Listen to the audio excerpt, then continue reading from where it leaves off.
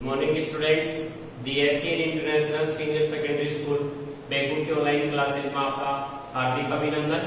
मैं इनके चौधरी फ्रॉम सीकर आज आपके सामने क्लास 10 सब्जेक्ट मैथमेटिक्स चैप्टर जो अपना 01 जिसका नाम था वैदिक मैथमेटिक्स, उसकी एक्सरसाइज जो अपना लास्ट एक्सरसाइज है 1.4, उसमें कुछ इक्वेशंस आते हैं, ठीक है, उनके बारे में जानकारी करूंगा। ये जो पॉइंट है वो बेहद इंपॉर्टेंट है। मैंने आपको ये बताया था कि माध्यमिक शिक्षा बोर्ड की जो ब्लूप्रिंट जारी करता है उसके अकॉर्डिंग ये जो चैप्टर है वो 4 मार्क्स का है, ठीक है। इसमें से 1 मार्क्स का 1 क्वेश्चन आता है, फिर 1 मार्क्स का 1 क्वेश्चन आता है, यानी question number first question number second जो है वो इसी से पुटअप होता है, ठीक है। तो ये जो अपने पास अभी जो एक्सरसाइज कौन सा है 1.4, उसका क्वेश्चन नंबर कौन सा सेकंड, यानी जो क्वेश्चन नंबर 9 से चलेगा, ठीक है। उसमें क्या किया जाता है, इससे एक क्वेश्चन पुटअप किया जाता है। ये क्वेश्चन नंबर 2 जो आता है ना वो इसी से आता है। तो इसमें अपने पास क्वेश्चन नंबर 9 से लेकर के 20 तक क्वेश्चंस है, यानी अपने पास 11 क्वेश्चन है। उनमें से एक क्वेश्चन 100% आपको कहां मिलेगा, एग्जाम में मिलेगा, यानी एक नंबर का क्वेश्चन 100% मिलेगा आपको। तो आप अच्छे से इसको समझ लो ताकि इसके प्रत्येक क्वेश्चन आपको अच्छे से आ जाएंगे, तो आपका एक नंबर यहाँ क्लियर हो जाएगा। देखो इसका क्वेश्चन नंबर 9 क्या कह रहा है। क्वेश्चन नंबर 9 पहले के क्वेश्चन को बता देता हूँ मैं, क्वेश्चन क्या है। क्वेश्चन ऐसे है, सूत्र शून्य साम्य समुच्चय द्वारा समीकरण को क्या कीजिए, हल कीजिए। यानी आपको क्या करना है, सूत्र शून्य साम्य समुच्चय द्वारा क्या करना है, इक्वेशन को सोल्व करना है। जैसे ये इक्वेशन है, ठीक है, मैं इस इक्वेशन को सोल्व करूंगा।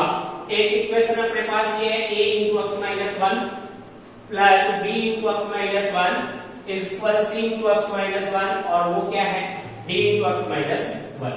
अब इन इक्वेशनों को अपन को केवल क्या करना है, सोल्व करना है। किसका आंसर देना है, x का आंसर देना है, यानी x की वैल्यू बतानी है। तो देखो सबसे पहले मैं क्वेश्चन नंबर 9 को सोल्व करके बता देता हूँ आपके सामने। क्वेश्चन नंबर 9 क्या है वो देखो। क्वेश्चन नंबर 9 में ऐसे राइट कर रखा है कि ये अपने पास ऐसे देखो, इसका जब भी आप आंसर लिखोगे ना तो किस प्रकार से इसको सोल्व कर पाओगे। ये क्वेश्चन ऐसे है कि 2x plus 1 plus 3x plus 3 is equal क्या है यहाँ 5x प्लस 4, ठीक है। अब ये तो क्या है, LHS साइड है, वो क्या है RHS साइड है, ठीक है। तो आप इस वाली LHS साइड को एक स्टेप आगे एक बार सोल्व करो। देखो ये 2x इस x में ऐड होगा, ये क्या बन जाएगा 3x बन जाएगा, ठीक है। प्लस नेक्स्ट स्टेप में ये 1 जो है वो इस 3 में ऐड होगा, तो ये क्या बन जाएगा 4 बन जाएगा। इक्वल क्या आ गया, देखो 5x प्लस क्या आ गया 4। यानी कि यदि अपने पास कोई इक्वेशन इस टाइप का हो, अब इस इक्वेशन से देखो क्या रिजल्ट मिल रहा है कि शून्य जो साम्य समुच्चय मेथड है वो ये बताता है कि यदि आपके पास कोई इक्वेशन ऐसा हो जिसमें बोथ साइड में एक तो कांस्टेंट टर्म हो, ये तो नहीं कांस्टेंट टर्म है, एक ये वेरिएबल्स टर्म, यानी इसको तो बोलते हैं चर राशि, इसको बोलते हैं अचर राशि, उनमें से कोई एक राशि क्या हो, इक्वल हो, ठीक है। देखो यहाँ 4 है, यहाँ भी क्या है 4 है। तो ऐसी स्थिति में ये जो सिचुएशन आएगी, इस सिचुएशन में आप x का सीधा मान क्या रख सकते हो, 0 रख सकते हो। तो इसका शॉर्टकट सीधा आंसर होगा ऐसे, दिस इंप्लाइज क्या x इज इक्वल 0, ठीक है। ये आंसर हो गया। तो अच्छे से समझ लेना बेटे कि किस प्रकार से आप इसको सिंप्लीफाइड कर पा रहे हो। ऐसे ही मैं एक और एग्जांपल आपको दे देता हूँ फॉर द एग्जांपल समझने के लिए। जैसे मैंने आपको एक नंबर राइट किया ऐसे कि इधर देख लो, मैंने ऐसे राइट कर दिया कि 3x प्लस 2, ठीक है, प्लस है, दोनों के बीच में प्लस मार्क्स राइट कर रखा है, और ऐसे राइट कर दिया 2x प्लस 4 इज इक्वल, मैंने राइट कर दिया यहाँ से कि आगे का स्टेप ऐसे कैसे राइट कर दिया, जैसे 7x प्लस 6, ठीक है। अब आपको क्या करना है भाई, इसका सीधा क्या करना है, x की वैल्यू फाइंड करनी है। तो देखो सबसे पहले ये आपके पास क्या है LHS साइड है, और ये क्या है आपके पास RHS साइड है, ठीक है। ऐसे ही इक्वेशन था, मैं इसी इक्वेशन के तर्ज पे आपको ये इक्वेशन समझा रहा हूँ ताकि आपको ये इक्वेशन अच्छे से समझ में आ जाए, अच्छे से समझ पाओ आप, ठीक है।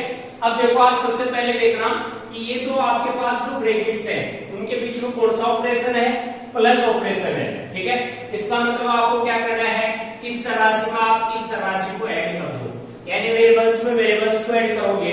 तो देखो 3x में 2x ऐड किया तो आपके पास क्या आ गया 5x प्लस, ठीक है।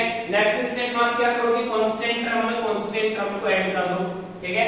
2 + 4 इसका मतलब क्या हो गया 6 हो गया, इस इक्वल आपके पास क्या रहा है 7x + 6 है। अब मैंने आपको ये कहा था कि यदि आपके पास कोई ऐसा इक्वेशन हो क्या उसके बोथ साइड यानी LHS साइड ये क्या है RHS साइड या तो कांस्टेंट टर्म या फिर कौन सी आपके पास वेरिएबल्स टर्म यानी या तो चर राशि या अचर राशि उनमें से कोई एक राशि क्या हो इक्वल हो जाए, ठीक है, बराबर आ जाए। तो देखो यहाँ जो कांस्टेंट टर्म है क्या 6 है, वो इधर कांस्टेंट टर्म 6 के क्या है इक्वल है, इसलिए x की वैल्यू क्या आ जाएगी यहाँ सीधा शॉर्टकट में 0 आ जाएगी। तो ये क्वेश्चन आपको अच्छे से समझ में आया होगा। ये जो क्लास है बेहद इंपॉर्टेंट है, मैंने आपको फिर एक बार बता रहा हूं क्योंकि इसमें अपने पास 4 मार्क्स के क्वेश्चन आते हैं। एक क्वेश्चन जो होता है अपने पास वो या तो स्क्वायर मेथड में से आता है, ठीक है, जो मैंने आपको बताया था किसमें जो अपने 1.1 था 1.2 था उसमें से आता है 1 नंबर का। एक क्वेश्चन अपने पास क्या आता है 2 मार्क्स का आता है, इसमें से वो या तो 1.3 से आता है या फिर द्वंद्व योग मेथड में से आता है, ठीक है। और एक जो क्वेश्चन है वो 1 मार्क्स का आता है जो 100% इसमें से आता है, इसी यूनिट से आता है, यानी इसी एक्सरसाइज से आता है 1.4 से। तो आपका ये 1 नंबर बिल्कुल क्लियर हो सकता है यदि इस क्लास को आप बहुत ही अच्छे से समझोगे, ठीक है। तो इस क्लास को देखना ना भूलें, बहुत ही अच्छे से समझे, एक एक क्वेश्चन को समझना है क्योंकि क्वेश्चन नंबर 9 से लेकर के क्वेश्चन नंबर 20 में से एक क्वेश्चन 100% एग्जाम में पुटअप होगा। और जहां तक संभव है अभी जो सप्लीमेंट्री की जो तैयारी कर रहे हैं स्टूडेंट्स वो भी ध्यान रखें क्योंकि इससे 4 मार्क्स के क्वेश्चन सप्लीमेंट्री में पुटअप होंगे, तो आप तैयार कर सकते हो ये 1 नंबर इसका, ठीक है। नेक्स्ट क्वेश्चन अपने पास आता है देखो क्वेश्चन नंबर 10, ठीक है, जो मैं यहाँ राइट कर रहा हूँ। देखो क्वेश्चन नंबर 10 क्या है, क्वेश्चन नंबर 10 इस प्रकार से राइट कर रखा है इसमें कि एक इक्वेशन अपने पास ऐसे a × x - 1 plus b × x - 1 is equal ऐसे c × x - 1 plus d × x - 1 इस टाइप का इक्वेशन है, ठीक है। ये तो ये अलग हो गया। अब देखो इस इक्वेशन में आपको क्या नजर आ रहा है, देखो बोथ साइड को एक बार देखो, आपको कुछ ना कुछ ऐसी प्रॉपर्टी या कोई ऐसा उसकी विशेषता आपको नजर आएगी। देखो इस इक्वेशन में से इधर भी 2 ब्रैकेट्स है और इधर भी 2 ब्रैकेट्स है, ठीक है। यहाँ a का मतलब है यहाँ कोई भी आपको नंबर दे सकता है, ठीक है, लेकिन इसमें एक विशेष ये पॉइंट मिला अपने पास कि इसमें x - 1 x - 1 और x - 1 और साइड क्या है कॉमन है। यदि अपने पास कोई ऐसा इक्वेशन हो उस इक्वेशन में यदि कोई टर्म कॉमन है यानी कोई पद कॉमन है तो जो पद कॉमन है उसी के बराबर आप 0 रख दो, उसका क्या आ जाएगा हल आ जाएगा, यानी उसका सॉल्यूशन आपको मिल जाएगा, ठीक है। तो मैं इसको सोल्व कर रहा हूं, देखो ऐसे कैसे कि यदि किसी समीकरण में मैं इसे राइट कर देता हूं ताकि आपको याद हो, यदि किसी समीकरण में ऐसे समीकरण में कोई पद यदि किसी समीकरण में कोई पद उभयनिष्ठ यानी कि कॉमन जिसको बोल सकते हो ऐसे उभयनिष्ठ हो तो ऐसे उभयनिष्ठ पद के इक्वल पद के बराबर शून्य रखकर x का मान ज्ञात किया जाता है, ज्ञात किया जाता है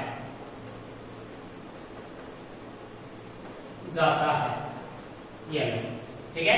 हालांकि लिखने की कोई जरूरत नहीं, ये तो मैं आपकी याददाश्त के लिए लिख रहा हूं कि आप अपने दिमाग में इस रूपरेखा को बना लो, ठीक है। अपने पास इक्वेशन ऐसे देखो क्या कि a × x - 1 plus b × x - 1 और यहाँ क्या है c × x - 1 और यहाँ क्या d × x - 1।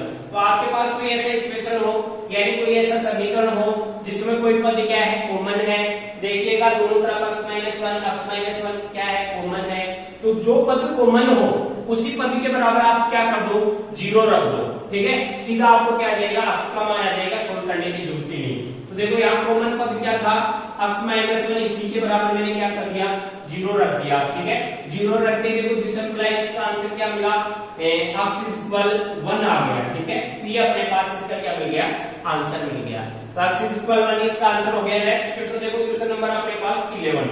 तो मैं 11 क्वेश्चन की बात कर रहा हूं। ठीक है, 11 क्वेश्चन में क्या आएगा, आगे देखो कैसे सोल्व कर पाएंगे। 11 क्वेश्चन को यहाँ राइट कर रहा हूँ ताकि अच्छे से समझ में आ जाए। ये अपनी लास्ट एक्सरसाइज है, फिर यूनिट नंबर फर्स्ट कंप्लीट हो गया अपना।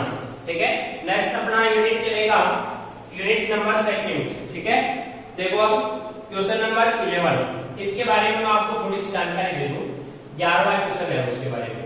देखो ऐसे है, x प्लस 1 है। ठीक है, इन 2 का मार्क्स है x प्लस 9।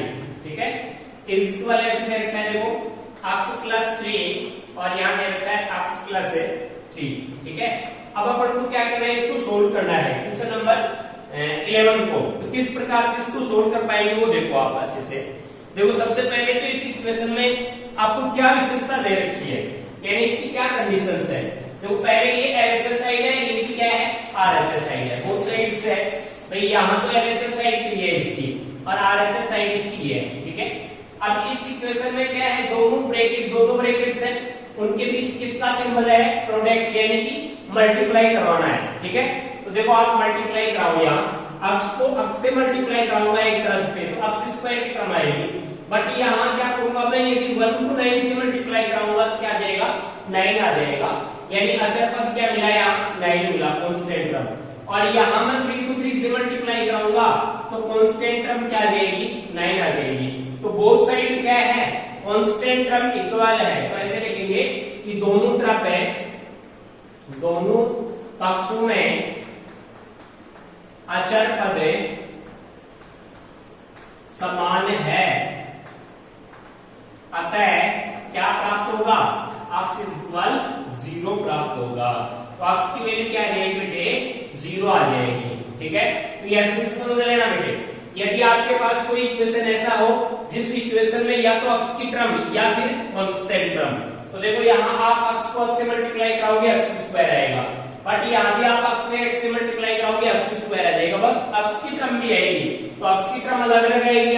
अब कांस्टेंट टर्म देखो, कांस्टेंट टर्म का मतलब है यहाँ में इस 1 को, यहाँ जो स्टेप्स है उसमें इस 1 को मैं क्या 9 से मल्टीप्लाई कराऊंगा, इसका मतलब 9 कन्फर्म आएगा इसमें भाई, 9 तो इसमें विद्यमान होगा ही होगा।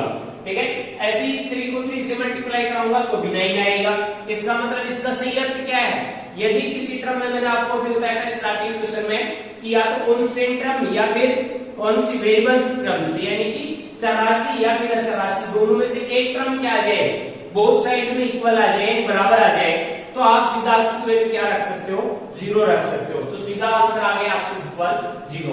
अब फॉर द एग्जांपल में एग्जांपल के रूप में आपके पास एक क्वेश्चन राइट कर रहा हूं, वैसे मैंने आपके सामने ऐसे राइट कर दिया कि 2x प्लस 5 है। ठीक है, इनटू मैंने राइट कर दिया x प्लस 4 है इज इक्वल, मैंने यहाँ राइट किया x प्लस 4 है इनटू x प्लस 5। ठीक है, अब आप देखो इसमें x की वैल्यू क्या आएगी। ठीक है, तो देखो सबसे पहले जब आप इस 5 को किससे मल्टीप्लाई कराओगे, इस 4 से, तो कंफर्म क्या प्राप्त होगा, 20 प्राप्त हो गया, 20 प्राप्त हो जाएगा। ठीक है, LHS साइड में ये तो कांस्टेंट टर्म हो गई। ऐसे ही आप इस 4 को यदि 5 से मल्टीप्लाई कराओगे तो कंफर्म यहाँ भी क्या होगा, 20 प्राप्त होगा। यानी बोथ साइड क्या प्राप्त हो रहा है, अपने पास जो कांस्टेंट टर्म है ना वो क्या प्राप्त हो रही है, इक्वल प्राप्त हो रही है। इसका मतलब मैं क्या कर सकता हूँ, सीधा इसको जब सोल्व करूंगा ऐसे तो सीधा क्या राइट कर सकता हूँ, x इक्वल 0 राइट कर सकता हूँ। समझ में आ गया होगा बेटे। नेक्स्ट क्वेश्चन आता है अपने क्वेश्चन नंबर 12 है। तो देखो क्वेश्चन नंबर 12 में क्या है, किस प्रकार से इसको सिंप्लीफाइड कर पाएंगे। ठीक है, देखो क्वेश्चन नंबर 12 है। ठीक है, बहुत ही इंपोर्टेंट है ये, इससे 1 मार्क्स के क्वेश्चन 100% पुटअप होगा। ठीक है, तो नेक्स्ट क्वेश्चन 12 में ऐसे है x/2 प्लस x/3, ठीक है, इज इक्वल ऐसे x/4 है, ठीक है, प्लस x/1, ठीक है। ये बोथ साइड्स है, यानी ये LHS है, ये RHS है। हमें किसकी वैल्यू निकालनी है, x की वैल्यू निकालनी है। तो x की वैल्यू क्या होगी, देखो सबसे पहले इस इक्वेशन को देख कर आपको ये एहसास हो रहा होगा कि यदि अपने पास कोई समीकरण ऐसा हो, यानी कोई इक्वेशन ऐसी हो जिसमें या तो नोमिनेटर की टर्म या फिर डेनोमिनेटर की टर्म या तो अंश का मान या फिर हर का मान। बोथ साइड क्या है, इक्वल चल रहा हो। देखो इस संख्या में भी अक्ष का मान अक्ष है नोमिनेटर में, यहाँ भी क्या है अक्ष है, यहाँ भी क्या है अक्ष है, और यहाँ भी क्या है अक्ष है। यानी अपने पास क्या है, दोनों साइड जो चर राशि है उसका मान क्या है, बराबर आ रहा है। इसका मतलब अक्ष की वैल्यू क्या होगी, 0 होगी। तो हम ऐसे कैसे राइट कर सकते हैं इसका, इसको जब भी सोल्व करेंगे तो सोल्व में क्या आ जाएगा, अक्ष इक्वल 0। ठीक है, आप देख सकते हो क्योंकि ऐसे, क्योंकि समीकरण के दोनों पक्षों में, ऐसे समीकरण के दोनों पक्षों में अंश का मान समान है। अंश का मतलब है मेरा यहाँ अपने पास ये जो इक्वेशन है, इस इक्वेशन में जो नोमिनेटर की टर्म है यानी अंश की टर्म है वो बोथ साइड क्या है, इक्वल है। इसका मतलब क्या होगा, अक्ष की वैल्यू 0 प्राप्त होगी। ये अपना क्वेश्चन नंबर 12 हो गया। अब क्वेश्चन नंबर 13 देखिएगा। क्वेश्चन नंबर 13 में क्या है, क्वेश्चन नंबर 13 इस प्रकार से दे रखा है, देखो 1/, ऐसे राइट कर रखा है कि 1/, अपन राइट करते हैं ऐसे अक्ष प्लस 4 है। ठीक है, चलो भाई इसको क्लीन करके फिर यहाँ बता रहा हूँ आपको ताकि अच्छे से समझ में आ जाए। तो अच्छे से समझने की कोशिश करना है क्योंकि इसमें से 1 क्वेश्चन आपके पास है 1 मार्क्स का आएगा, और ये इक्वेशन होंगे बुक से इक्वेशन ग्रेड किया जाता है, ऐसे नहीं कि बाहर से तब कर दिया जाता है। तो अब मैं नेक्स्ट क्वेश्चन नंबर किसकी बात करता हूँ, 13 की। ठीक है, तो अपने पास आता है क्वेश्चन नंबर 13। ठीक है, देखो क्या है, ऐसे 1/, इसको राइट कर दो अक्ष प्लस 4 है। ठीक है, फिर प्लस है ऐसे 1/, यहाँ राइट कर दिया मैंने अक्ष माइनस 6 इज इक्वल 0। इस टाइप का अपने पास कोई इक्वेशन है। ठीक है, और इस इक्वेशन को अपन को क्या करना है, सोल्व करना है। तो किस प्रकार से सोल्व कर पाएंगे, तो इसका अपने पास एक फॉर्मूला है। ठीक है, कि किस प्रकार से हम इसको सोल्व करेंगे, तो इसके फॉर्मूले के लिए मैं एक बार एक फॉर्मूला राइट कर देता हूं ताकि अपने बुक में एक फॉर्मूला दे रखा है इस टाइप का, ऐसे मैं यहाँ राइट कर रहा हूँ। देखो ऐसे एक फॉर्मूला था सरल करने का कि यहाँ राइट कर रहा हूँ ताकि आपको अच्छे से समझ में आ जाए कि 1/, आपके पास कोई नंबर है सो अक्ष प्लस a, ठीक है, प्लस 1/, आपके पास अक्ष प्लस b, ठीक है, इज इक्वल 0, ऐसा कोई इक्वेशन हो। ठीक है, तो उसको सरल करने का सीधा मेथड है क्या, देखो ऐसे यहाँ दोनों बिंदु के अंश परस्पर क्या है, समान है। यानी कि यहाँ देखिएगा इसका अंश भी 1 है, इसका अंश भी 1 है, यानी नोमिनेटर क्या है, बिल्कुल बराबर है। तो हम ऐसे कैसे लिखेंगे कि यहाँ, ठीक है, दोनों बिंदु का, ऐसे दोनों बिंदु के अंश परस्पर क्या है, समान है, ऐसे समान, ठीक है, बराबर 1 है। ठीक है, अब अतः सूत्र अनुसार, अतः सूत्र क्या कहता है, अब सूत्रानुसार, ऐसे सूत्रानुसार सूत्र ये बताता है कि यदि ऐसी स्थिति हो तो जो आपके पास दोनों जो फ्रैक्शंस नंबर्स है, ठीक है, उनके हरों को जोड़ देना, ऐसे कि अक्ष प्लस a प्लस अक्ष प्लस b, और इसमें क्या कर देना, 0 कर देना। ठीक है, फिर आपके पास अक्ष की वैल्यू आ जाएगी, देखो अक्ष प्लस अक्ष क्या हो गया, 2 अक्ष है, प्लस क्या हो गया, a प्लस b इक्वल 0। अब आप इस a प्लस b को ट्रांसफर कर दो तो ऐसे हो जाएगा, देखो 2 अक्ष इक्वल, मैं इसे माइनस का राइट कर दूं, इसे a प्लस b। ठीक है, अब अक्ष की वैल्यू निकालूंगा तो अक्ष इक्वल क्या हो जाएगा, माइनस का a प्लस b, ठीक है, बटे हुए 2। ये फॉर्मूला इस्तेमाल करना है। ठीक है, अब अच्छे से समझा दूंगा आपको, देखो एक बार अच्छे से समझ होता है कि आगे की क्वेश्चन भी आपको अच्छे से समझ में आ जाएगी। ठीक है, देखो क्या कर रहा है, ये अपने पास क्या है, फॉर्मूला है, सूत्र, और इस सूत्र का प्रयोग करना है इस इक्वेशन में। यानी अपने पास कोई इक्वेशन ऐसा हो कि कोई भी इक्वेशन ऐसा हो जिसके अंदर जो नोमिनेटर है यानी कि अंश का मान, ठीक है, वो इक्वल है, देखो यहाँ 1 है, और डिनोमिनेटर में कोई भी क्रम आपको दे दी जाए, अक्ष और कांस्टेंट टर्म यानी वेरिएबल्स और कांस्टेंट टर्म की, तो आपको क्या करना है, सबसे पहले यदि आपके पास नोमिनेटर इक्वल हो रहा हो तो आप डिनोमिनेटर का क्या करना, योग कर देना, सम ऑफ द डिनोमिनेटर। ठीक है, तो मैंने क्या किया, इनका योग किया। ठीक है, ऐसे कैसे कि इसको सोल्व किया तो ऐसे राइट कर दिया मैंने, कि x प्लस 4 है, ये लो प्लस है, x माइनस 6 है इक्वल 0। ये देखो मैंने क्या किया, पहली संख्या के हर को और दूसरी संख्या के हर को यानी डिनोमिनेटर को क्या कर दिया, ऐड कर दिया, उसको किसके इक्वल कर दिया, 0 के। यानी ये एक फॉर्मूला है, इसके तरफ से इस इक्वेशन को अपन को समझना है। ये जो अपने बुक में ऑलरेडी फॉर्मूला दे रखा है, यानी इस टाइप का कोई भी इक्वेशन अपने पास आ जाए जिसके अंदर क्या हो, नोमिनेटर तो इक्वल हो, यानी 1-1 चल रहा है बिल्कुल, ठीक है, और अपने पास डिनोमिनेटर क्या हो, डिफरेंट हो, अलग अलग हो, ठीक है। देखो यहाँ क्या x प्लस 4 है, यहाँ x माइनस 6 है, तो उस स्थिति में हम क्या करेंगे, जो डिनोमिनेटर होंगे ना उनको जोड़ देंगे, उनका योग कर लेंगे, उनको प्लस कर देंगे, तो उसको किसके इक्वल कर देंगे, 0 के इक्वल कर देंगे। ये लो मैंने 0 के इक्वल कर दिया, तो दिस अप्लाइज। अब इनको मैंने ऐड किया तो x प्लस x क्या हो गया, 2x हो गया, ठीक है। और यहाँ 4 माइनस 6 है, तो 4 में प्लस का 6 जुड़ेगा तो माइनस का 2 इक्वल क्या हो जाएगा, 0 हो जाएगा। अब मैं 2 को इधर ट्रांसफर कर दूं तो ये क्या हो गया, 2x इक्वल प्लस का 2, ठीक है। तो x इक्वल क्या जाएगा बेटे, 2/2 यानी कि 1, तो x इक्वल इसका आंसर क्या आएगा, 1 आएगा। तो मेरे हिसाब से आपको बहुत ही अच्छे से समझ में आया होगा।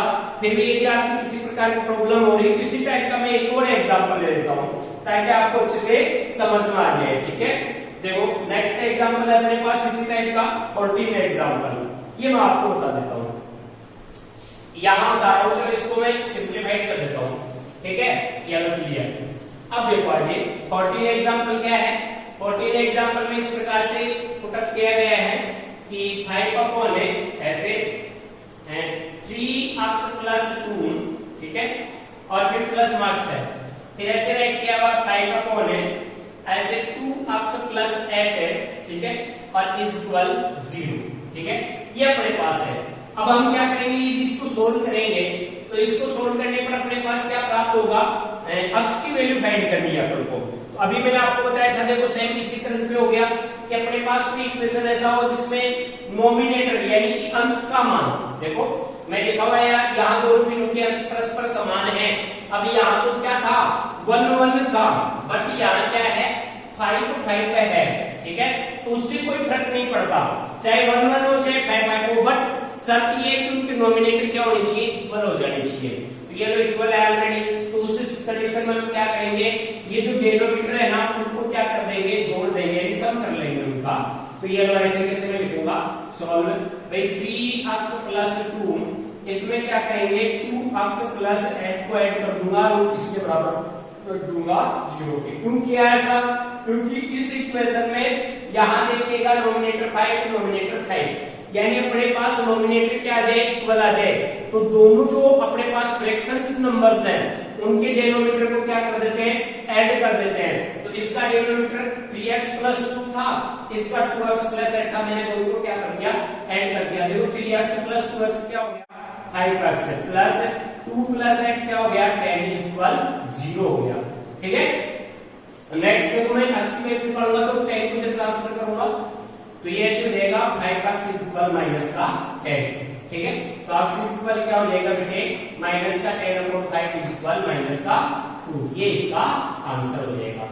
अब मेरे हिसाब से अच्छे से समझ में आ गया होगा कि यदि आपके पास कोई इक्वेशन इस टाइप का हो जिसके अंदर क्या हो, नोमिनेटर तो इक्वल हो बट डिनोमिनेटर क्या हो, डिफरेंट हो, ठीक है, तो उसमें आप क्या कर सकते हो, इसके डिनोमिनेटर का योग 0 के बराबर रख करके x की वैल्यू फाइंड कर सकते हो, ठीक है। ये अच्छे से समझ में आया होगा, ठीक है बेटे। नेक्स्ट क्वेश्चन में आते हैं हम, क्वेश्चन नंबर 15, ठीक है। तो क्वेश्चन नंबर 15 देखिएगा क्या है। क्वेश्चन नंबर 15 इस प्रकार से है, इस टाइप का जो भी इक्वेशन आ जाए उसको कैसे सिंप्लीफाइड करेंगे वो देख लो आप। क्वेश्चन नंबर 15, तो क्वेश्चन नंबर 15 ऐसे है, मैं यहाँ राइट कर देता हूं। देखो क्वेश्चन नंबर 15 में ऐसे राइट कर रखा है, ये लो कि 2x प्लस 4 है अपॉन ऐसे 2x प्लस 1 इज इक्वल है, फिर ऐसे राइट किया इसने 2x प्लस 1 है अपॉन ऐसे 2x प्लस 4, ठीक है। अब देखो आप, यदि अपने पास कोई इक्वेशन ऐसा हो जिसके अंदर इस टाइप का कोई क्वेश्चन हो, उसको आप सोल्व करना चाहते हो तो किस प्रकार से सोल्व कर पाओगे, ठीक है। तो इसके लिए देखो सबसे पहले अपने पास एक फॉर्मूला था, मैं फॉर्मूला आपको बता देता हूं। किस टाइप का कोई क्वेश्चन आ जाए आपके पास है तो उसको किस प्रकार से सिंप्लीफाइड कर पाते हैं। तो ये मैं आपको एक बार बता देता हूँ। याद रखना, यदि आपके पास नोमिनेटर डिनोमिनेटर दोनों क्रम में क्या हो, कांस्टेंट क्रम और चर राशि हो, यानी कि अलग अलग राशि हो, ठीक है। तो उस स्थिति में हम क्या करेंगे, या तो उनके नोमिनेटरों का योग करेंगे या फिर उनके डिनोमिनेटरों का योग करेंगे। दोनों पक्षों में योग करके देखेंगे, कोई ना कोई पार्ट इक्वल आ सकता है, ठीक है। तो देखो मैं क्या करूंगा, इनके नोमिनेटरों का योग कर लेता हूं। ऐसे लिखूंगा, बिंदु का अंशों का योग करने पर, ऐसे अंशों का योग करने पर, ठीक है। दोनों का अंशों का योग करो एक बार, ठीक है। योग किया तो देखो क्या हो गया, 2x और 2x क्या हो गया 4x प्लस 1 और ये 1 हो गया और ये क्या हो गया 4 5 हो गया, ये तो आ गया।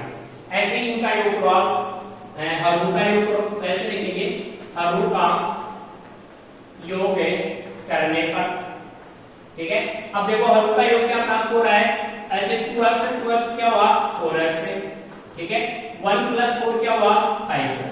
तो याद रखना कि यदि अपने पास ऐसी कोई दो इक्वेशंस हो जिनके अंदर क्या हो, नोमिनेटर का सम और डिनोमिनेटर का सम या तो इक्वल आ जाए या इनके मल्टीप्लाई फॉर्म आ जाए, ठीक है।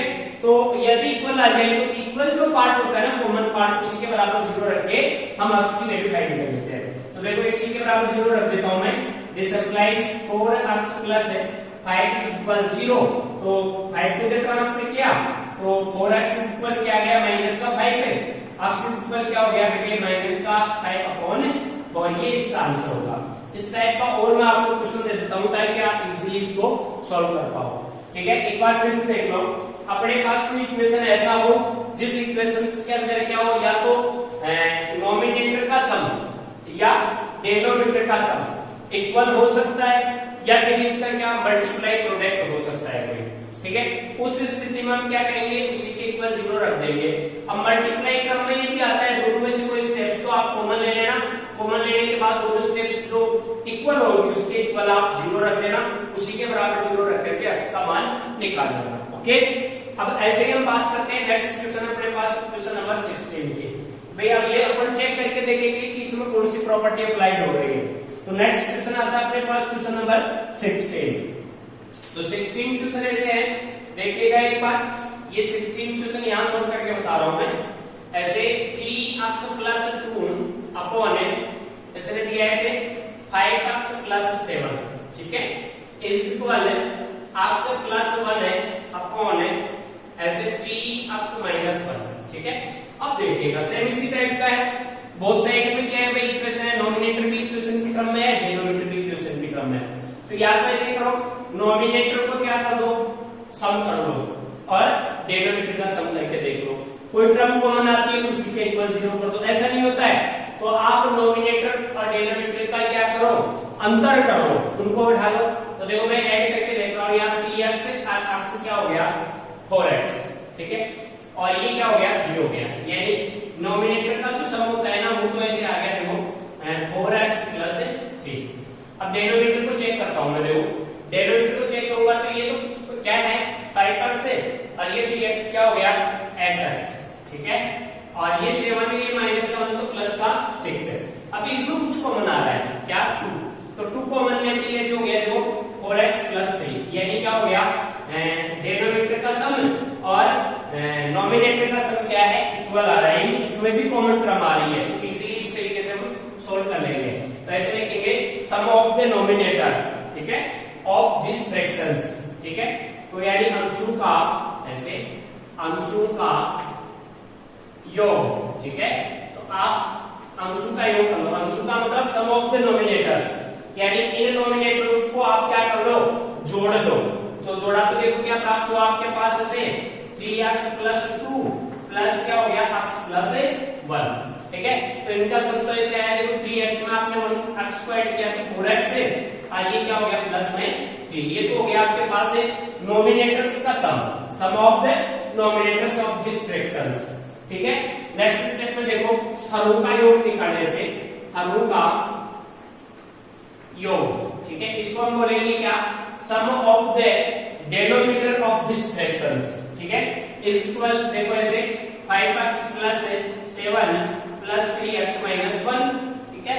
तो इसको ऐड करके देखो क्या आया, ये तो हो गया 8x है और प्लस का 6 है। अब इसमें से 2 कॉमन ले लिया मैंने, तो 2 कॉमन लेके ऐसे हो गया 2 into 4x प्लस 3। अब देखो 4x प्लस 3 जो टर्म्स है वो बोथ साइड में क्या है, इक्वल है, यानी सम ऑफ द नोमिनेटर और सम ऑफ द डिनोमिनेटर, इनके अंदर क्या है, कॉमन टर्म है। तो ये जो कॉमन टर्म आती है उसी के इक्वल 0 करके x की वैल्यू फाइंड कर ली जाती है। तो आप ऐसे कैसे लिखोगे, this implies 4x plus 3 is equal 0, ठीक है।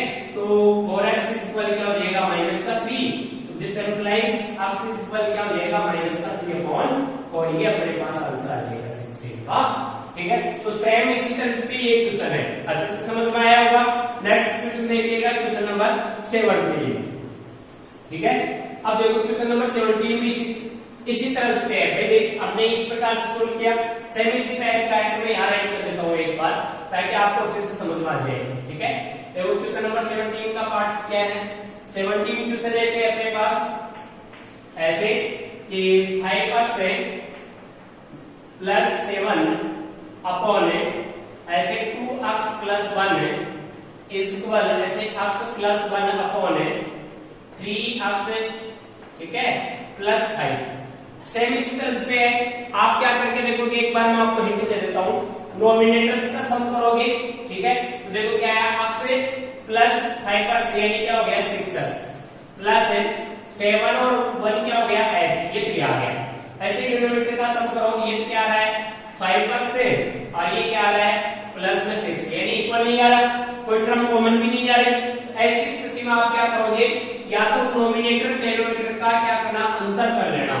देखिएगा यहाँ, इधर देखो, सबसे पहले इनको घटाएंगे तो क्या प्राप्त होगा, यहाँ अपने पास क्या है 5x है, उसमें से x गया तो 4x आ गया, ये लो 4x, ठीक है। यहाँ 7 में से 1 गया तो क्या आ गया, प्लस का 6 आ गया। यानी मैंने क्या किया, इनको घटाया, किसमें, इस नोमिनेटर में से इस नोमिनेटर को लेस करवा दिया। सेम इसी प्रकार से देखो, नेक्स्ट स्टेप में मैंने इस नोमिनेटर में से इस डिनोमिनेटर को लेस कराऊंगा, तो ये क्या हो गया माइनस का x, ठीक है, और ये क्या हो गया माइनस का 4, ठीक है। अब वहां से आपको मिले लो, ऐसी स्थिति में या फिर योग करके देखेंगे या फिर अंतर करके देखेंगे, तो आपके पास क्या आएगा, आंसर प्राप्त हो जाएगा, ठीक है। अब नेक्स्ट ये क्वेश्चन आप ही को सोल्व करना है इसी प्रकार के, यदि इसको कोई प्रॉब्लम आती है तो आप मेरे से शेयर कर सकते हो। नेक्स्ट क्वेश्चन आता है अपना क्वेश्चन नंबर 18, फिर 19 और 20, 3 क्वेश्चन और बच रहे हैं, फिर ये यूनिट कंप्लीट, ठीक है। मैं नेक्स्ट क्वेश्चन सोल्व कर रहा हूं आपके सामने। देखो क्वेश्चन नंबर 17 के बाद में 18 क्वेश्चन देखिए, वो भी सेम इसी तरह से है, मैं राइट कर देता हूं, 3x प्लस 6 है, ये 18 क्वेश्चन है जो आप ही HW के रूप में सोल्व करोगे। 6x प्लस 3 इज इक्वल ऐसे दे रखा है 5x प्लस 4 है अपॉन, ठीक है, 2x प्लस 7, ठीक है, सेम इसी टाइप का है। अब नेक्स्ट क्वेश्चन आता है अपने पास क्वेश्चन नंबर 19, ये भी मैं आपको अच्छे से समझा दूं एक बार। देखो 1 अपॉन ऐसे x प्लस 2 प्लस 1 अपॉन क्या है x प्लस 6 है इज इक्वल, फिर ऐसे 1 अपॉन x प्लस 1 है, ठीक है, और प्लस का 1 अपॉन ऐसे है x प्लस 7, ठीक है। इस टाइप का क्वेश्चन है। इस टाइप के क्वेश्चन में देखिएगा यहाँ बहुत साइड में क्या है, नोमिनेटर 1 1 है। तो इस टाइप के जो क्वेश्चन है उसको सोल्व करने का मेथड मैंने आपको बताया था कि इस टाइप के क्वेश्चन में आप क्या करोगे, इनके जो डिनोमिनेटर्स हैं उनका सम करोगे, ठीक है, या तो उनको जोड़ोगे या उनको क्या करोगे, आप घटाओगे, तो उनका या फिर योग समान हो सकता है या फिर क्या हो सकता है, उनकी मल्टीप्लाई टर्म में प्राप्त हो सकता है। तो देखो क्या, इनको हम ऐड करेंगे तो x प्लस x क्या हो गया 2x है, प्लस 2 प्लस 6 क्या हो गया 8, यानी ये तो क्या हो गया इनके डिनोमिनेटर का सम। ऐसे इनके डिनोमिनेटर का सम करो, देखो 2x है प्लस 8, बोथ साइड इक्वल आ रहा है, ठीक है। याद रखना, यदि अपने पास कोई ऐसी क्रम हो या ऐसा कोई इक्वेशन हो जिसके अंदर क्या हो, नोमिनेटर तो 1 1 हो और डिनोमिनेटर दे रखा हो, तो इन डिनोमिनेटर का क्या कर लेना, सम कर लेना। तो लिखेंगे ऐसे कि हरों का योग करने पर, ठीक है, दोनों पक्षों का योग करेंगे, तो देखो यहाँ क्या प्राप्त हो गया, x प्लस 2 प्लस अक्ष प्लस 6 है, ये तो इनका योग किया, तो ये तो क्या प्राप्त हुआ, अक्ष 2 अक्ष है प्लस 8 प्राप्त हो गया। अब ऐसे उस वाली साइड की जो भी है उनका योग कर लो, ऐसे हरों का योग करने पर, ठीक है, योग किया तो देखो क्या हो गया, अक्ष प्लस 1 है और ये क्या हो गया प्लस अक्ष प्लस 7, तो ये क्या हो गया 2 अक्ष प्लस 8, बोथ साइड से क्या हो रहा है, तो सम ऑफ द डेरिवेटिव इक्वल प्राप्त हो रहा है, तो जो इक्वल टर्म है उसी के इक्वल 0 रख दो, आंसर आ जाएगा। तो 2x प्लस 8 इज इक्वल 0, तो आप देखिएगा 8 को ट्रांसफर कर दूं मैं तो 2x इज इक्वल माइनस का 8, तो x इज इक्वल क्या आ जाएगा माइनस का 8 अपॉन 2 इज इक्वल माइनस का 4 आ जाएगा, ठीक है। तो इस प्रकार से हम सोल्व कर पाएंगे इजीली, कोई प्रॉब्लम नहीं होगी मेरे हिसाब से, ठीक है। अब इसका जो लास्ट क्वेश्चन है अपने पास वो भी सेम इसी तरह से मैं यहाँ ऐड कर देता हूँ, क्वेश्चन नंबर 20। ये अपने पास ये एक्सरसाइज यानी ये यूनिट भी अपना कंप्लीट हो चुका है। देखो 20 क्वेश्चन क्या है, सेम इसी तरह से है, आपको शायद यहाँ दिख रहा होगा, ठीक है। ये जो लास्ट की क्रम है वो अच्छे से नजर आ रही होगी, ठीक है।